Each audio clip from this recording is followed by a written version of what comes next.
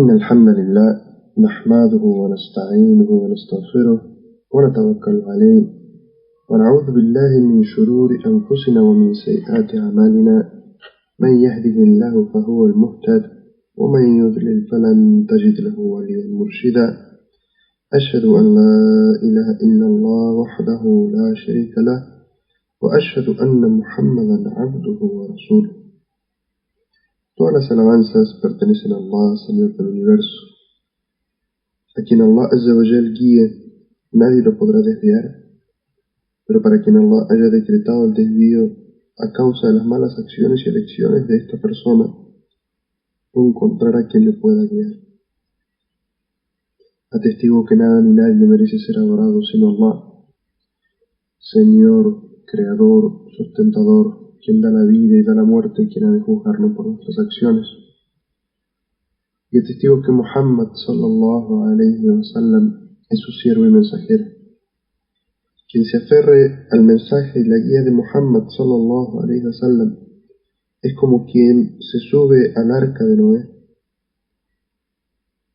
Pero quien se aleje y sea negligente en la sunna de Muhammad sallallahu alayhi wa sallam y en el camino que él enseñó, es como el hijo de Noé que decidió no subirse a la barca y subir a una montaña alta pensando que así podía salvarse, pero finalmente murió ahogado. La única salvación, la única forma de alcanzar la salvación en esta vida es aferrarse a la sunna de Muhammad sallallahu alayhi wa sallam. Hermanos y hermanas, los saludo primero con el saludo del Islam. Assalamu alaikum wa rahmatullahi wa barakatuh. Y los invito a esta, nuestra última clase sobre la materia doctrina, aqida o tawhid, en este segundo nivel en el seminario islámico, y en el cual vamos a tratar un asunto muy importante, porque hasta aquí hemos hablado mayormente sobre las virtudes del tawhid, de buscar la perfección del tawhid, de completar el tawhid. Y vamos a ver en esta clase, en esta última clase, algunas cualidades que describió el profeta Muhammad sallallahu alaihi wasallam que tienen aquellas personas que alcanzan a completar su tawhid, que alcanzan a perfeccionar y purificar su tawhid, para de esta manera buscar nosotros poner en práctica estas cualidades que describe el profeta sallallahu alaihi wasallam de estas personas, y así ser de aquellos que obtengan la recompensa tan grande y tan anhelada y esperada por nosotros, de ser de aquellos que purifican su monoteísmo. El autor, como nos tiene acostumbrado, cita un hadiz del profeta Muhammad sallallahu alaihi wasallam sobre este tema. En este caso es un hadiz un poco extenso, lo voy a leer y luego vamos a volver sobre cada una de sus palabras, porque por Allah cada una de las palabras de este hadiz tienen un significado muy especial. Dice el autor, se transmitió de Ibn Abbas que el profeta sallallahu alayhi wa sallam dijo: me fueron mostradas las comunidades y vi un profeta con un pequeño grupo, y vi a otro profeta con uno o dos hombres, y luego a otro profeta y nadie con él, cuando divisé un grupo enorme, pensé que era mi comunidad. Pero me fue dicho: es Moisés y su pueblo. Miré nuevamente y había un grupo grande, y me fue dicho: esa es tu comunidad, y con ellos hay 70.000 que entrarán en el paraíso sin rendir cuentas y sin ser castigados. Entonces el profeta sallallahu alaihi wasallam se levantó y entró a su casa. La gente comenzó a discutir sobre quiénes eran los que fueron mencionados en este hadith. Algunos supusieron que se trataba de los compañeros del mensajero de Allah.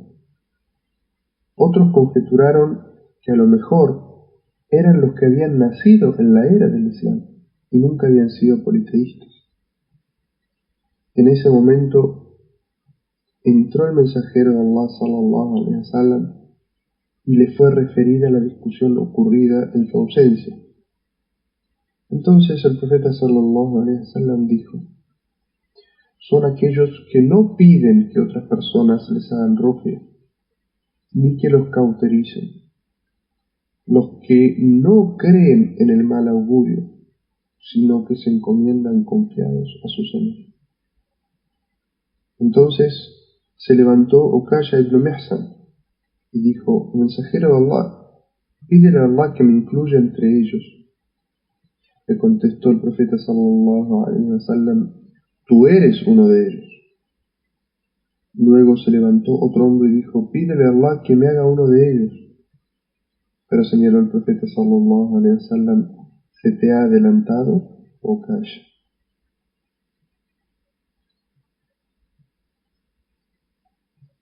Volvamos sobre el hadith,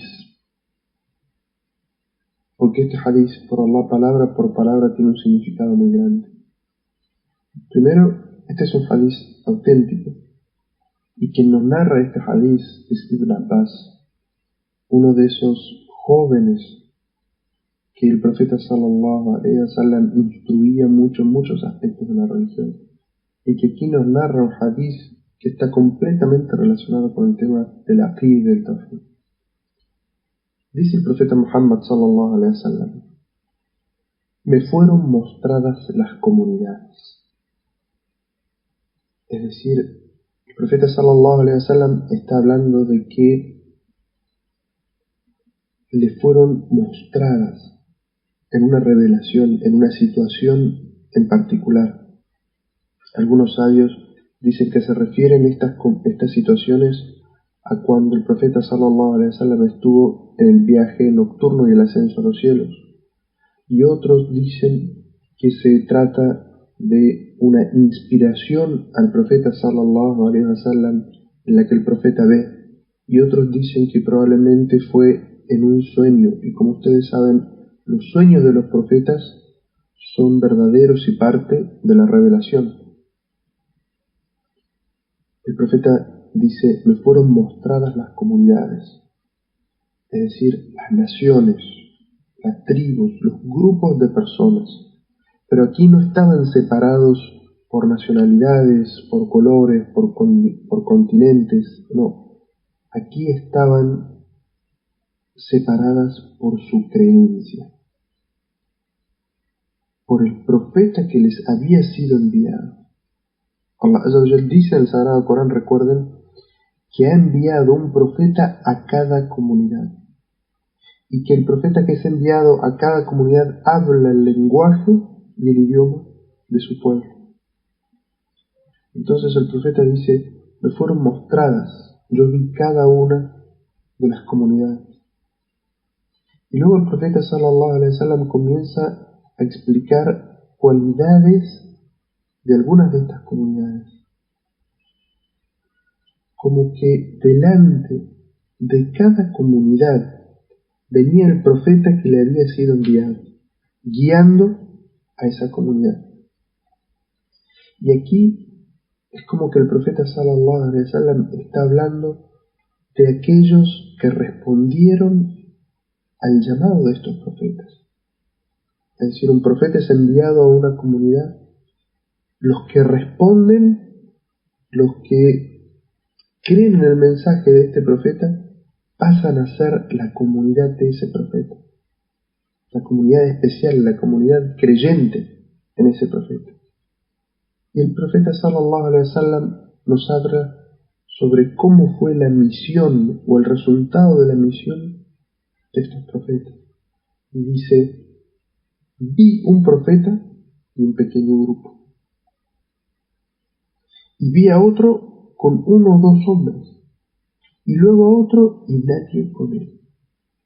Aquí el profeta sallallahu alaihi wasallam nos habla sobre cómo fue la respuesta que obtuvieron profetas de Allah.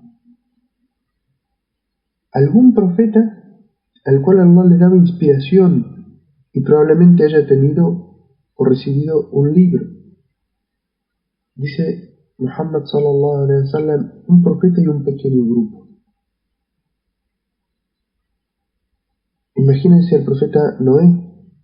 El profeta Noé estuvo 950 años llamando a su gente al monoteísmo, a que adore solamente a Allah y abandone la idolatría. Pero como dice el Sagrado Corán, solo unos pocos creyeron en él. Muy pocos se subieron al arca. Y solamente de su pueblo aquellos que se subieron al arca fueron los que sobrevivieron. Entonces, esta primera enseñanza que nos da el hadith del profeta sallallahu alaihi wasallam es que uno no debe desesperarse por los resultados. Si uno invita a la religión de Allah y no tiene resultados, la gente no le cree o no le sigue, eso no está en nuestras manos. Allah Azza wa Jalla dice en un versículo del Sagrado Corán: "Innaka la tahdi man ahbabta, walakinna Allah yahdi man yasha".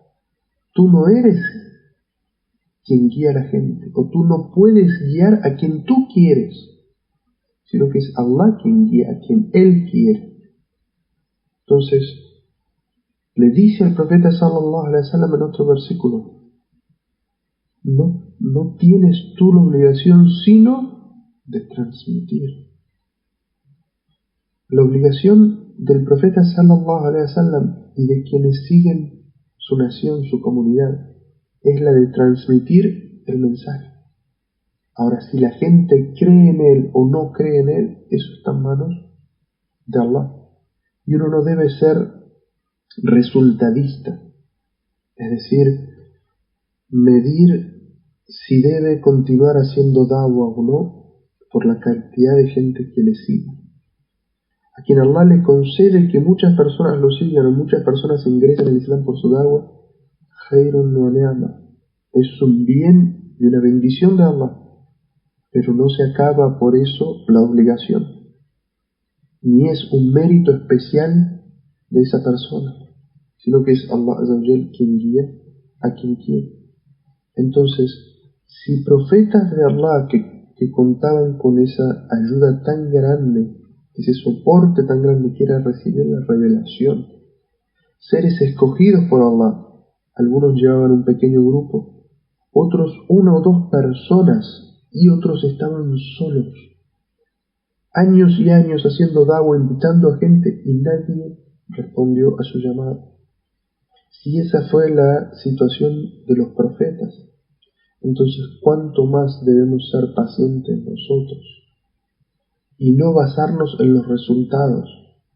Ha hecho da'wah o he invitado a esta persona 10 veces y no me ha respondido, no voy a hacerle más da'wah. O hace 2 años que estoy haciendo da'wah aquí, nadie se ha convertido al Islam, entonces voy a dejar de hacer da'wah. No. Cuando seguimos a Muhammad sallallahu alaihi wasallam significa que vamos a estar toda nuestra vida haciendo da'wah, más allá de los resultados. Si Allah Azza wa Jalla nos concede que gente ingrese al Islam, alhamdulillah.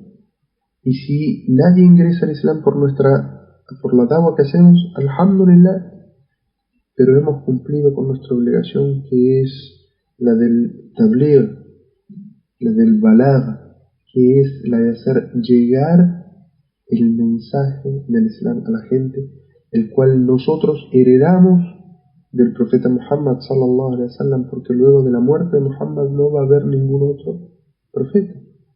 Y el profeta sallallahu alaihi wasallam ilustró, enseñó a sus compañeros a llamar al Islam. Y en el último sermón que dio, dijo las siguientes palabras: que haga llegar el presente este mensaje al ausente. Es decir, el profeta sallallahu alaihi wasallam sabía que había sido enviado a toda la humanidad y que su mensaje debía ser transmitido a toda la humanidad. Sin embargo, él no tenía esa capacidad de ser inmortal y alcanzar a ver a todas las personas. Entonces su comunidad heredaba esa responsabilidad luego de su muerte. Por eso los musulmanes deben prepararse, estudiar el aqida, el tawhid y la legislación, el fiqh, para transmitirlo a la gente y cumplir de esa manera con el legado que el profeta sallallahu alaihi wasallam nos dejó. Pero volvamos aquí al significado básico de este hadith, en el cual el profeta nos habla sobre los resultados que obtuvieron algunos profetas y que había muy poca gente con él. Luego de esto, el profeta dice: luego divisé un grupo enorme y pensé que era mi comunidad. El profeta sallallahu alaihi wasallam ve un grupo muy grande y piensa que como son muchos los seguidores, esa iba a ser su nación. Pero le fue dicho: es Moisés y su pueblo. Es decir, el profeta Moisés fue enviado a un pueblo, al pueblo de Israel, y de su pueblo muchos creyentes lo siguieron, y durante muchas generaciones. Y por eso Moisés aparece en este hadith del profeta sallallahu alaihi wasallam con una enorme comunidad. Los creyentes que siguieron a Moisés, y luego de su muerte, y luego de su muerte, y luego de su muerte, durante muchas generaciones, todos aquellos que seguían la religión enviada por Moisés y el mensaje de Moisés eran creyentes, y eran un grupo muy grande. Así lo describe el profeta sallallahu alaihi wasallam. Pero le es dicho a Muhammad: no es tu comunidad, es Moisés y su pueblo. Entonces dice el profeta sallallahu alaihi wasallam: miré nuevamente y había un grupo enorme. Y en el original árabe dice: hasta donde alcanza la vista. Cubría todo el horizonte. Es decir, que era muy numeroso. Y le he dicho al profeta sallallahu alaihi wasallam: esa es tu comunidad. Y entre ellos hay 70.000 que entrarán en el paraíso sin rendir cuentas y sin ser castigados. El profeta sallallahu alaihi wasallam le habían sido mostradas todas las comunidades. Y cuando ve esta comunidad tan grande, tan enorme, le dicen: esa es tu comunidad. Y el profeta sallallahu alaihi wasallam dice: miraba a izquierda y a derecha, y hasta donde alcanza la vista todo el horizonte estaba cubierto por gente. Porque la nación de Muhammad sallallahu alaihi wasallam es la nación más numerosa. Sin embargo, entre ellos hay un número: 70.000, que entrarán al paraíso sin rendir cuentas. El día del juicio final, estas personas tendrán un tawhid tan purificado que ni siquiera llegarán al juicio, van a entrar al paraíso directamente. No serán castigados en ningún momento, ni siquiera por todo lo que es la tribulación antes del juicio. Y todos sabemos que hay pasos. Está primero la tribulación de la muerte. Es decir, el momento de la muerte es un momento de mucha fitna, de mucha tribulación. Esta gente va a estar tranquila y serena en ese momento. Sabemos que existe algo que se llama Adab al-Qabr, o el castigo de la tumba, la tribulación de la tumba. Esta gente va a estar tranquila, serena, en paz, por haber purificado su tawhid. Y luego, cuando sean resucitados y esté toda la incertidumbre de: ya Allah, ¿cómo va a ser mi juicio? ¿Me irá bien? ¿Me irá mal? Gente que va a comenzar a transpirar hasta que la transpiración le alcance sus tobillos, a otros las rodillas, a otros los hombros, a otros los cubra completamente del temor, la incertidumbre que le dé el día del juicio. Esta gente va a estar tranquila, va a ingresar al paraíso sin juicio, sin ni siquiera la incertidumbre de: se están pesando mis obras, pesarán más las buenas o las malas. Nada, directamente el paraíso. El profeta sallallahu alaihi wasallam estaba entre sus sahabas que nos está transmitiendo el hadith es Ibn Abbas, y dice, estaba en la mezquita. Y ustedes saben que una de las casas del profeta estaba pegada a la mezquita. Entonces el profeta sallallahu alaihi wasallam le narra hasta aquí el hadith, se levanta y entra a su casa. Los que estaban en la mezquita sentados escuchando el hadith del profeta sallallahu alaihi wasallam se ponen a comentar entre ellos, ¿quiénes son estos 70.000 afortunados que van a entrar al paraíso sin juicio y jamás van a ser castigados? ¿Quiénes son? ¿Quiénes pueden ser? El profeta sallallahu alaihi wasallam hasta aquí les había dicho que existían, cuáles eran sus cualidades. Entonces ellos se ponen a debatir y tiran ideas. Algunos dicen, para mí, que se trata de los compañeros del mensajero de Allah.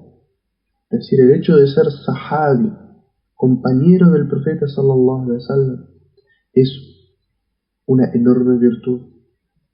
Haber creído en Muhammad sallallahu alaihi wasallam cuando la religión estaba siendo perseguida, cuando mucha gente por el solo hecho de decir la ilaha illallah era perseguida y asesinada, cuando por el solo hecho de decir la ilaha illallah eran apresados y tenían que escapar de prisión y abandonar todo lo que tenían para poder emigrar a Medina o salvar la vida. El hecho de haber visto a Muhammad sallallahu alaihi wasallam, haber escuchado a Muhammad sallallahu alaihi wasallam, haber luchado en la causa de Allah junto al profeta sallallahu alaihi wasallam,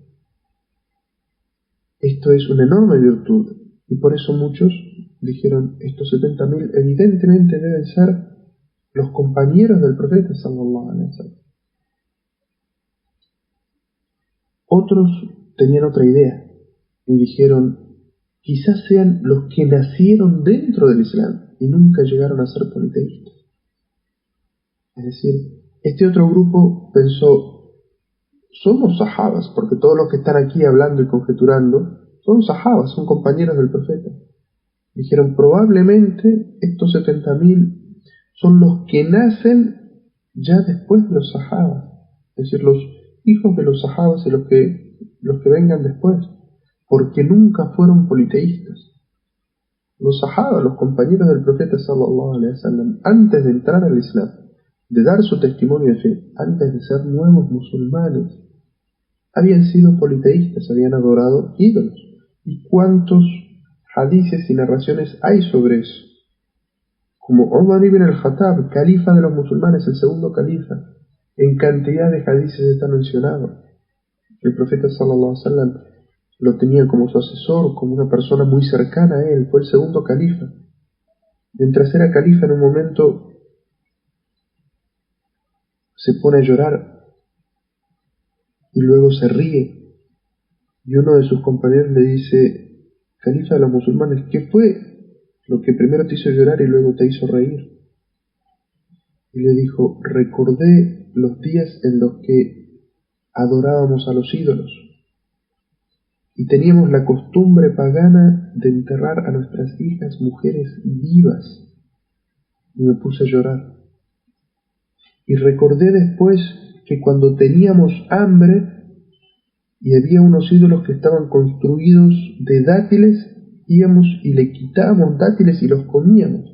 Y eso le mostró lo estúpido, lo tonto de esa creencia de hacer un ídolo de dátiles, adorarlo y cuando tenían hambre comerse su ídolo.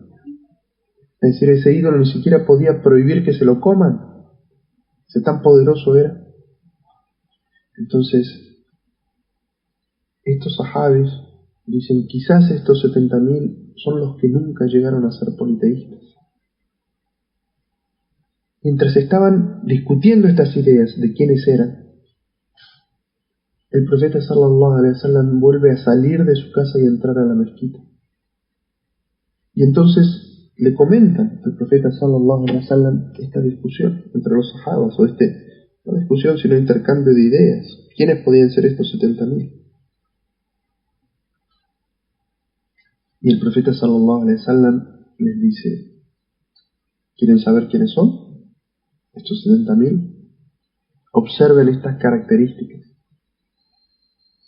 son aquellos que no piden a otras personas que les hagan ruqya, ni que los cautericen. No creen en el mal augurio, sino que se encomiendan confiados a su Señor. Aquí el profeta sallallahu alaihi wasallam da unas características y dicen, son personas que no piden que les hagan ruqya, que no piden que los cautericen y que no creen en el mal augurio, en la superstición, sino que depositan su confianza en Allah. Las características que da el profeta sallallahu alaihi wasallam y que vamos ahora a explicar una por una.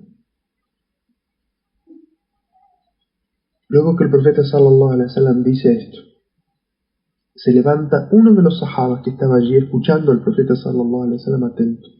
Se llamaba Uqasha ibn Mihsan. Se levanta y le dice, mensajero de Allah, haz un dua por mí para que yo sea de ellos, es decir, de los 70.000. Y el profeta sallallahu alaihi wasallam le dice, tú eres uno de ellos. Entonces, después de esta reacción, otra persona también se levanta y dice, si Uqasha se levantó, le pidió, y el profeta lo albrició de esa manera, ¿y qué albricia Uqasha ibn Mihsan? El profeta le dice que va a ser de aquellos que van a entrar al paraíso directamente, es decir, Uqasha ibn Mihsan es uno de los albriciados, como se llama al-Mubashirina bil Jannah, uno de los albriciados en vida con que va a entrar al paraíso.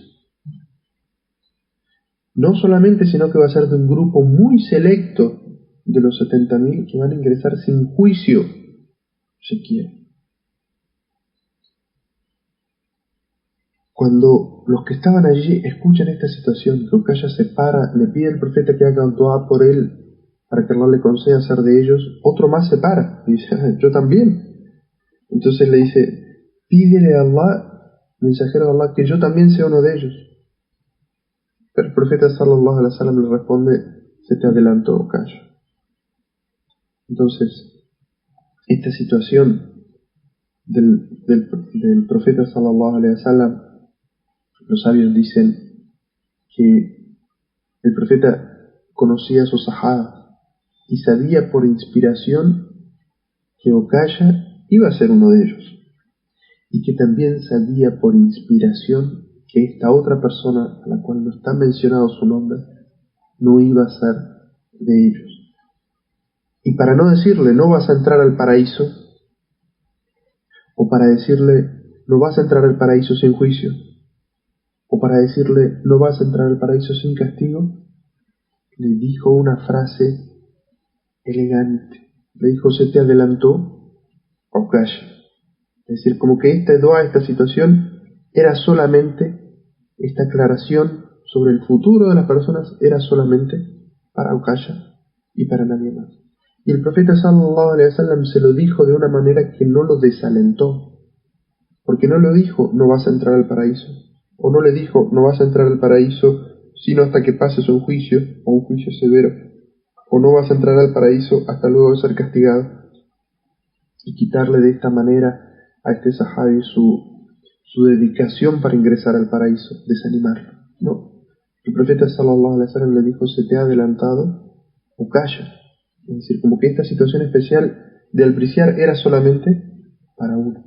Y de aquí los musulmanes también tenemos que sacar una enseñanza en el comportamiento, y es no decir palabras que desalienten a las personas, y sin mentir buscar frases o palabras que sean salidas elegantes para preguntas o situaciones incómodas, sin herir los sentimientos de la gente.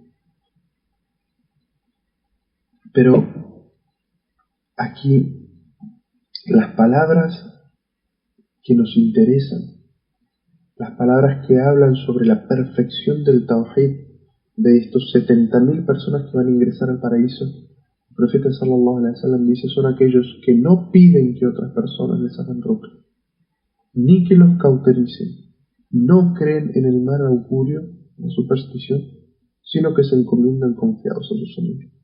sobre estas palabras del profeta sallallahu alaihi wasallam es que nos vamos a sentar ahora a explicarlas, cada una. El autor de este material que estamos estudiando hace una explicación de esto que vamos a leer y vamos a agregar algunos conceptos interesantes para comprenderlo bien. Dice el autor al comienzo de la página 3 del PDF que todos ustedes deben tener frente a sí. El ingreso de este grupo de personas al paraíso sin rendir cuentas y sin recibir ningún castigo es por haber logrado la perfección del monoteísmo, pues ellos no piden que se les haga ruqya debido a su sólida actitud de encomendarse a Allah y su espíritu altanero que rechaza someterse a cualquiera que no sea Allah. Bueno, expliquemos esto. Este primer párrafo dice: ¿qué es aquello que los hace ser tan especiales a estos 70.000? Es que lograron la perfección del monoteísmo. Porque en las palabras del profeta está explicado que no pide que se le haga ruqya, no espera que otro haga algo espiritual por él. Y ya vamos a explicar un poquito más este concepto. Yo quiero llamar la atención aquí sobre una palabra en la traducción que no me gustó, y es su espíritu altanero, que rechaza someterse a cualquiera que no sea Allah. La palabra altanero generalmente tiene una mala connotación, como si fuera soberbio o orgulloso de la mala manera. Yo diría un espíritu sublime, es decir, tiene una sólida actitud de encomendarse a Allah y un espíritu sublime, alto, que vuela por encima de las personas, como que no siente necesidad de las personas, sino que tiene solamente necesidad de Allah y de su Señor, y por eso se encomienda únicamente a Él. Dice luego el autor: la diferencia entre quien hace ruqya y aquel que pide que se le aplique la ruqya reside en el hecho de que el segundo es un solicitante que anhela con el corazón algo de otro que no es Allah, mientras que el primero es una persona que hace el bien. Bueno, aquí nos vemos obligados a explicar un poco qué es la ruqya. Abajo, en la página 4, hay una explicación sobre qué es la ruqya. Dice: en el Islam, la ruqya es una cura espiritual que se realiza generalmente por medio de la recitación del Corán en busca de refugio, o por la invocación y las súplicas que se utilizan como medio de tratamiento para las enfermedades y otros problemas.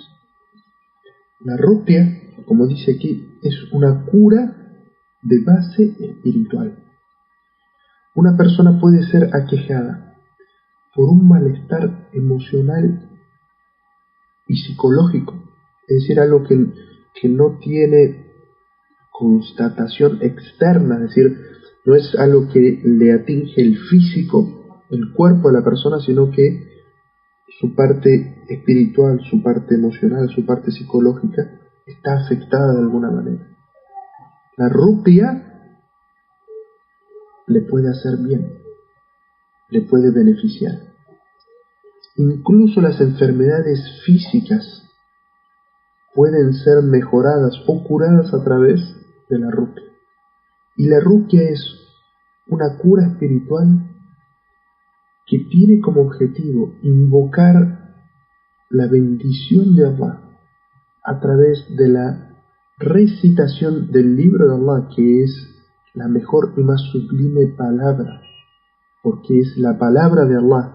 El Corán es Kalamullahi ghayru makhluq, es la palabra de Allah no creada, increada. Es la palabra de Allah y por lo tanto tiene una bendición y un efecto directo espiritual sobre las personas que lo recitan o que lo escuchan. Dice, o por la invocación y las súplicas, Es decir, la ruqya puede ser hecha por la recitación de versículos del Corán o puede ser hecho a través de súplicas, y las mejores súplicas son las registradas en el Sagrado Corán o en la Sunna del profeta Muhammad sallallahu alaihi wasallam. Entonces, una ruqya es recitar versículos del Sagrado Corán o hacer súplicas. Las mejores súplicas, como decimos, son las súplicas que están mencionadas en el Sagrado Corán o que son de la Sunna del profeta Muhammad sallallahu alaihi wasallam, con el objetivo de curar o mejorar la salud de una persona, y hablamos de la salud espiritual, la salud psicológica, la salud emocional y hasta la salud física. Y esto es una forma de cura de lo espiritual que tiene efecto sobre lo creado, porque tanto la psiquis como la emocionalidad como la parte física de la persona es algo creado, pero la espiritualidad a través de la baraka de Allah Azza wa Jal, es decir, de lo que Allah concede a esa persona en base a esta recitación del Corán o de la súplica que le hace, puede curar a esta persona. Esta es la definición de ruqya. Entonces vayamos otra vez a la página 3, en la cual habla el autor sobre por qué el profeta dice en la descripción de estos 70.000 que han purificado su tawhid y entran al paraíso sin juicio, que son aquellos que no les piden a otros que les hagan ruqya. Aquí el profeta sallallahu alaihi wasallam nos está hablando sobre un concepto que nos dice en las últimas palabras del hadith, que dice وَعَلَى رَبِّهِمْ يَتَوَكَّلُونَ, y a su Señor se encomiendan confiados. El profeta aquí habla de aspectos que son pedirle a otro que haga súplicas por uno, pedirle a otro que lo cauterice, es decir, ya vamos a estudiar que es una forma de tratamiento alternativo, tradicional de aquella época, físico también, y de confiar en aquellas cosas externas que son la superstición, sino que muestra de la perfección del monoteísmo y de la fe de esas personas es que en quien confían únicamente en Allah, abandonan estas otras cosas, de las cuales dos son permitidas y una es prohibida. El profeta sallallahu alaihi wasallam nos dice que el factor común de estas 70.000 personas es que su corazón está confiado en Allah y anhelan solamente de Allah y esperan solamente de Allah y no de nadie más. Pedirle a alguien que le haga ruqya a uno es permitido, no es prohibido, pero implica pensar que la palabra de alguien tiene más valor que la palabra de uno, que la invocación de uno mismo. Es decir, está poniendo más confianza en la palabra de esa persona que en la respuesta de Allah Azza wa Jalla. Como si dijera, yo no soy lo suficientemente puro o piadoso como para que Allah acepte mis súplicas, sino que pone cierta parte de la confianza de su corazón en esa persona, en la súplica de esa persona. Los que tienen su tawhid purificado no tienen intermediario, no tienen a nadie en el medio, y confían en la respuesta de Allah, no en el intermediario que haga la súplica. Entonces, como dijimos, pedirle a alguien que haga ruqya por uno es permitido, está bien, pero muestra que uno no tiene la confianza suficiente en la respuesta de Allah y espera que el intermediario, el que haga la súplica, sea o es la causa de la respuesta. Entonces el profeta sallallahu alaihi wasallam dice, los que piden a otro que les hagan ruqya no tienen el tawhid lo suficientemente purificado para entrar al paraíso sin juicio. Los que confían, y cuidado, aquí no estamos hablando de confiar en sí mismo, sino que la confianza está depositada ¿en quién? En Allah. Allah Azza wa Jal todo lo puede y responde a la súplica del suplicante cuando hace su súplica. Entonces confía en Allah y no pide a nadie que haga dua por él. No le pide a nadie que haga esta ruqya especial por él, porque tiene su corazón completamente encomendado a Allah. Y luego el profeta sallallahu alaihi wasallam habla sobre la cauterización. Terminemos de leer aquí en la página 3, el segundo párrafo. Aquí el autor nos va a dar algún dato más sobre el tema de la ruqya. Dice: la diferencia entre quien hace la ruqya y aquel que pide que se le aplique la misma reside en el hecho de que el segundo es un solicitante que anhela con el corazón algo de otra persona, es decir, de quien le está haciendo ruqya en su favor. Mientras que el primero, el que hace ruqya por otras personas o por sí mismo, es una persona que está haciendo el bien. El propósito que se persigue con dicha mención era justamente describir a los 70.000 que han de ingresar al paraíso sin juicio como personas que se encomiendan a Allah y no se encomiendan a un intermediario, es decir, a la persona que va a hacer la súplica por ellos. No tienen siquiera este peligro, y esto es, hermanos, un peligro, el hecho en nosotros, en los que venimos de un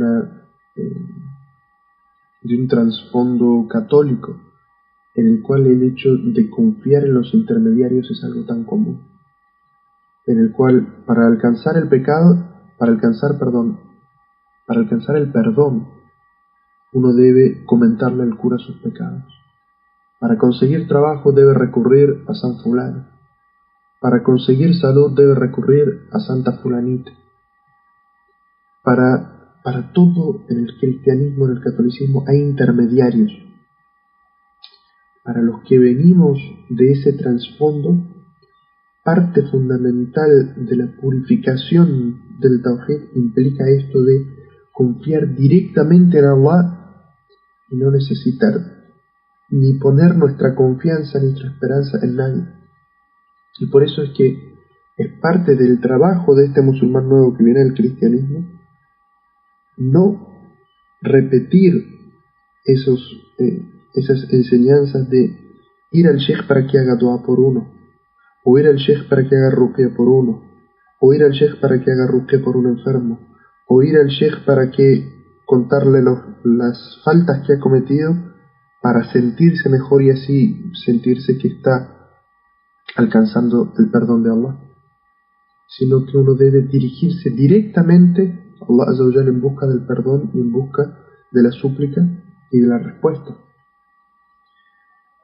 Luego el profeta sallallahu alaihi wasallam menciona una segunda cosa, que es la cauterización.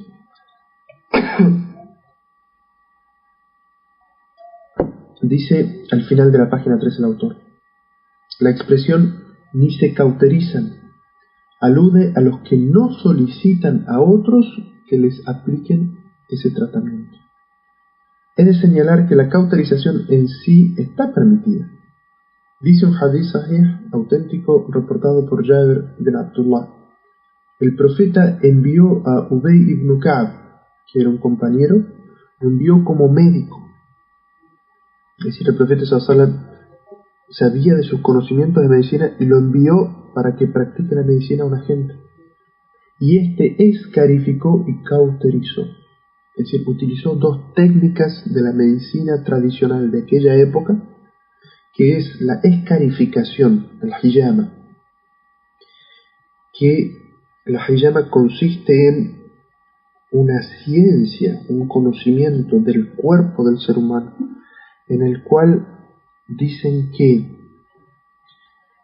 en ciertos lugares del cuerpo se junta una presión de la sangre, una sangre que no es buena. Ellos le llaman ad-dam al-fasid, o una sangre que está como corrupta y hace una presión en ciertas partes del cuerpo, y haciendo unos pequeños cortes, unas escarificaciones muy pequeñas, permitiendo que la sangre salga chupándola con unas ventosas. En la actualidad esa técnica se conoce como la medicina tradicional de las tazas chinas. Quien quiere investigarlo por internet puede encontrar.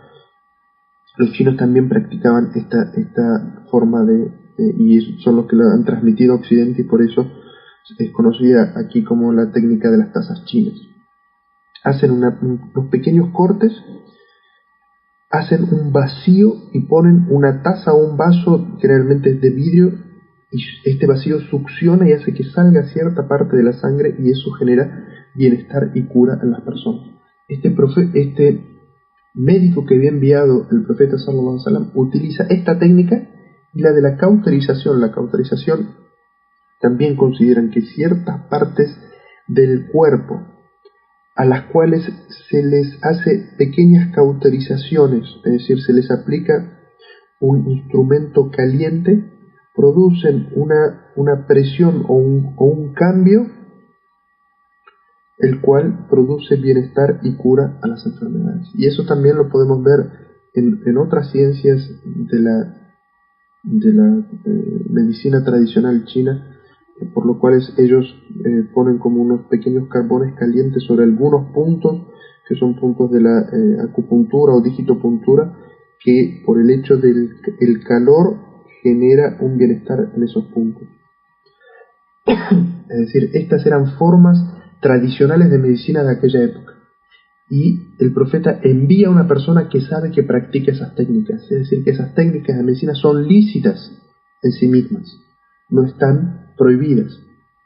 Pero aquí el hadiz se está refiriendo a quienes le piden a otro que se lo aplique a sí mismo porque esperan de esa persona que les haga un bien, y su corazón no está lo suficientemente encomendado a su Señor. Porque, como vamos a ver aquí, esta utilización de estas técnicas médicas, no hay una contraindicación contra ellas, sino que la contraindicación aquí es depositar la confianza en la técnica y en la persona, y quitarle la confianza a Allah Azza wa Jal. Dice al principio de la página 4, otro hadith transmitido en Sahih al-Bukhari, Anas dice: fui cauterizado de una enfermedad y el profeta se encontraba conmigo. Es decir, estos hadices, y ustedes pueden leer muchos hadices, los sahabas hablan así, dicen: me pasó tal cosa durante la vida del profeta, me pasó tal cosa, el profeta estaba vivo. Significa que si ellos aplicaban esas cosas que eran de sus costumbres y el profeta no se los prohibía, significaba que el profeta les estaba dando permiso, a pesar de que no los veía directamente, les estaba dando permiso de que lo hagan, porque todas aquellas costumbres o tradiciones en la época del profeta que los sahabas tenían, que no eran correctas, cuando se practicaban, la revelación le informaba al profeta, y el profeta decía: ¿qué piensan ustedes de lo que hacen esto y esto? O hay gente que hace esto y esto, condenándolo. Mientras que si hacían algo y no eran condenados, implicaba esto de que era lícito y no había sido prohibido. Dice luego el autor: tanto hacer ruqya como la cauterización son prácticas permitidas. Sin embargo, es preferible abandonarlas para lograr la perfección del monoteísmo. Aquí se está refiriendo, este párrafo se está refiriendo al hecho de solicitarle a otro que se lo haga a uno, depositando en ese otro, en ese intermediario, confianza, de la confianza que se debe dedicar a Allah Azza wa Jalla. No del hecho de abandonar la ruqya, practicársela a uno mismo, o de que un profesional en la cauterización lo aplique a otra persona. No está hablando de eso. Añadió también: el profeta sallallahu alaihi wasallam habló entonces de los que piden que le hagan ruqya y de los que piden que les practiquen la cauterización, Lo tercero que va a mencionar el profeta sallallahu alaihi wasallam sobre características de esas personas que van a ingresar al paraíso sin juicio es los que no creen en el mal augurio. ¿Qué significa estas palabras del profeta? Los que no creen en el mal augurio. Dice aquí el autor en referencia a quienes no tienen creencia supersticiosa sobre las aves o los meses. En un hadith relatado por Abu Daud dijo el profeta sallallahu alaihi wasallam: la creencia en los malos presagios es idolatría. Aquí la palabra augurio es todo aquello que por costumbre, por tradición, en un pueblo, cualquier cosa que sea, se considera que es de buena suerte o de mala suerte. Por ejemplo, aquí hace mención de aves y meses, porque era lo que generalmente en la época del profeta sallallahu alaihi wasallam basaban este concepto de la buena suerte o la mala suerte.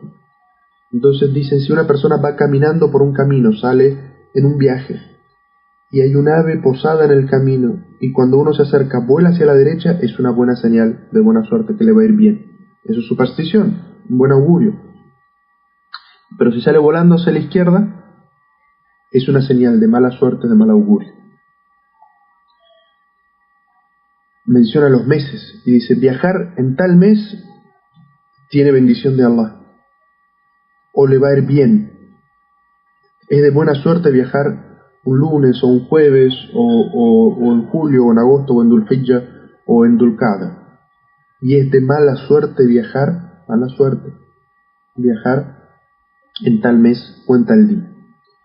Todas estas son creencias supersticiosas, lo que trae buena suerte, lo que trae mala suerte, al punto que el profeta sallallahu alaihi wasallam dice: estas creencias supersticiosas son idolatría, porque es atribuir algo de lo que solamente Allah Azza wa Jal tiene poder, que es la buena suerte y la mala suerte, que son en definitiva expresiones del qadar, del destino que Allah nos ha puesto, si nos va a ir bien o nos va a ir mal en una empresa o en algo que comencemos a hacer, o en un viaje. Quien destina si nos va a ir bien o nos va a ir mal es Allah, y Allah no le da la lectura del qadr a nadie.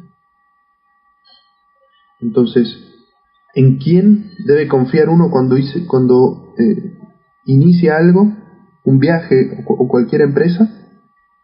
Debe encomendarse a Allah y confiar en Allah. Si le va bien, alhamdulillah, y si le va mal, sabe que es el destino de Allah, pero no se lo atribuye a ningún factor externo, como el vuelo de los pájaros, o que un gato negro pase por delante, o pasar por debajo de una escalera, o una pata de conejo, o una herradura para arriba o para abajo, o cualquiera de los presagios que existen en esta sociedad en la cual nosotros vivimos. Es decir, no son simplemente los que existían en la época del profeta, sino que todo lo actual también, y entre ello también está la lectura del horóscopo. Y por Allah que hay algunos musulmanes que agarran un periódico o una revista y lo primero que se fijan es el horóscopo. Los que nacieron en el mes de agosto o en el mes de septiembre, si van a tener buena suerte o van a tener mala suerte. Subhanallah. Allah no ha puesto nada en la posición de los planetas en el momento del nacimiento o en el mes que uno nace, sobre la buena suerte o sobre la mala suerte o el destino de las personas. Nadie lo puede leer, nadie lo puede saber. Dice finalmente aquí el autor: en cuanto a las palabras, sino que se encomiendan confiados a su Señor, aluden a la razón por la cual se abandonan las prácticas mencionadas anteriormente. Se trata de gente que pone su plena y total confianza en Allah, el único, sin copartícipes, con el afán de procurar lo beneficioso y apartarse de lo que es dañino, sin dejar de recurrir a los medios o factores externos. Es decir, nosotros mencionamos que tanto la ruqya como la cauterización, y la cauterización habla aquí de cualquier procedimiento médico, no son prohibidos en sí mismos, sino que recurrir a ellos, depositando en ellos confianza, pedírselo a otra persona, implica que la fe, el tawhid de uno, la confianza en Allah no está completa. Mientras que si se hace con la confianza plena en Allah, no hay ningún impedimento, es decir, no se debe abandonar ni la ruqya, ni se debe abandonar recurrir a una persona de conocimientos médicos para que nos ayude en a superar una enfermedad, siempre que la confianza esté depositada en Allah. Por eso aquí el autor pone un título y dice: recurrir a los medios es un acto legítimo. Dice: se debe saber que el hadith anterior no insta, no invita a abandonar los medios o factores externos que Allah Azza wa Jal ha puesto en la creación. En realidad todas las leyes de la creación son leyes de la creación de Allah. Y por eso, si Allah ha puesto que determinadas formas de medicina, determinadas sustancias ayudan a curar, entonces seguirlas es parte de seguir la ley natural que Allah Azza wa Jal ha puesto en la creación. Lo importante aquí es que no se mezcle entre la creación, los asuntos de la creación y los asuntos de la fe, en el contexto de que uno deposite la confianza de la cura en las cosas creadas y no en Allah Azza wa Jal, que es el creador de los factores, de las causas y de los resultados. Dice el autor: se debe saber que el hadith anterior no insta a abandonar los medios o factores externos, porque utilizarlos es en realidad un asunto innato y necesario. El hadith indica que estas personas abandonan los asuntos que han sido prohibidos o no recomendados, aún estando en necesidad de ellos, en pro de su curación, encomendándose a Allah. Por tanto, recurrir a los factores externos como el tratamiento médico no significa necesariamente abandonar la confianza en Allah, por lo que renunciar a ellos está prohibido de acuerdo a la ley islámica. Es decir, lo que quiere aquí decir el autor es que nadie piense que para perfeccionar su tawhid o para ser un buen musulmán debe abandonar los tratamientos médicos. Eso no es lo que quiere decir aquí el autor o el hadith, sino que el autor dice que siempre que uno deposite su confianza en Allah, debe buscar en la creación en la que Allah Azza wa Jal ha puesto realidades, es decir, gente que ha estudiado el funcionamiento del cuerpo y qué sustancias pueden ser beneficiosas o qué tratamientos pueden ser beneficiosas, y uno lo usa sabiendo que eso originalmente proviene de Allah, porque Allah es quien ha creado el cuerpo y quien ha creado toda la creación y las causas y los efectos. Quien tiene esa claridad en su tawhid, eso no le afecta su monoteísmo, no le afecta su tawhid, porque sabe que en realidad todo eso viene de Allah, porque se ha confiado a Allah. Y por eso el profeta sallallahu alaihi wasallam dijo: tadawa'u ya ibadillah, dice: procurad la curación, porque Allah no ha originado ninguna enfermedad sin que originara con ella su remedio. Lo sepa quien lo sepa y lo ignore quien lo ignore. Este es un hadith muy importante, porque el profeta sallallahu alaihi wasallam dice: busquen la cura, porque para cada enfermedad, es decir, para cada situación en la que Allah Azza wa Jal ha determinado que se rompe el equilibrio por el cual se llega a una enfermedad, Allah Azza wa Jal ha determinado también una causa por la cual se restablece ese equilibrio y se vuelve a la salud. Y por eso dice: no ha originado ninguna enfermedad sin que originara con ella su remedio. Pero luego dice: lo sepa quien lo sepa y lo ignore quien lo ignore. Es decir, Allah Azza wa Jal ha puesto en la creación los medios para la cura de todas las enfermedades, excepto, como dijo el profeta sallallahu alaihi wasallam, la vejez y la muerte. Eso no puede curarse. Nadie puede conseguir la eternidad o la inmortalidad. Pero dice: lo sepa quien lo sepa y lo ignore quien lo ignore. Es decir, que el profeta está diciendo en este hadith que buscar que la cura de las enfermedades es algo que el musulmán debe buscar, porque está relacionado con el conocimiento. Dice Ibn al-Qayyim, que Allah tenga misericordia de él: estos hadices afirman la existencia en la Sharia de las causas y los efectos, la obligación de medicarse, es decir, de buscar la salud, y que esto último no contradice el concepto de la confianza en Allah. Es más, dice Ibn al-Qayyim, no podrá completarse el monoteísmo sin recurrir a los medios y factores externos que Allah ha dispuesto para alcanzar determinados efectos. En realidad, abandonarlos implica una disminución de la confianza en Allah. Por lo tanto, no debe hacerse de la confianza un impedimento, ni del impedimento una confianza. Y un ejemplo claro de esto es el hambre.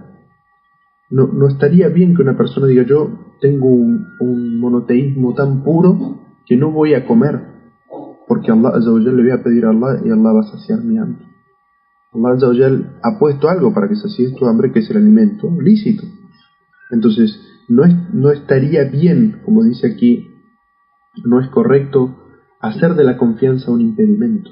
Es decir, abandonarse basándose o alegando tener confianza en Allah.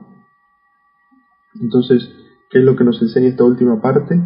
Ya terminando porque se nos acaba el tiempo, y es que uno debe buscar en las causas y los efectos que Allah ha puesto confiado en Allah, y eso no disminuye su tawhid. Pero aquellas personas que confíen en las cosas externas o en otras personas, depositan en ellos su confianza, no tienen el tawhid lo suficientemente purificado, y por lo tanto no pueden ser de estos 70.000 que ingresarán al paraíso sin juicio y sin castigo. Quiero Allah Azza wa Jal beneficiarnos de este conocimiento, y que la paz y las bendiciones sean con el profeta Muhammad sallallahu alaihi wasallam, sus familiares, sus compañeros, todos aquellos que sigan su ejemplo hasta el día del juicio final. Y los saludo con el saludo del Islam, hermanos y hermanas oyentes. Assalamu alaikum wa rahmatullahi wa barakatuh.